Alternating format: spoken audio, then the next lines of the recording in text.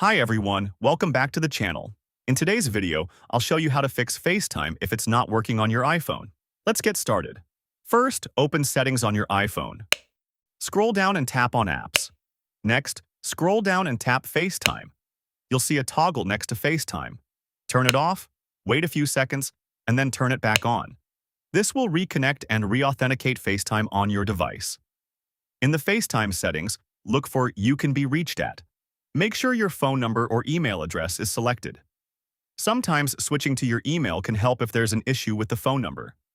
Next, go back to Settings, tap General, then Software Update. If a new iOS update is available, install it. Updates often fix bugs that may cause FaceTime issues.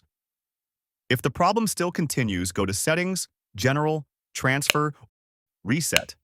Then tap Reset All Settings. This will refresh your system settings and often fix FaceTime problems. And that's it. If you found this video helpful, don't forget to like, subscribe, and hit the bell icon for more useful tutorials. Thanks for watching, and I'll see you in the next video.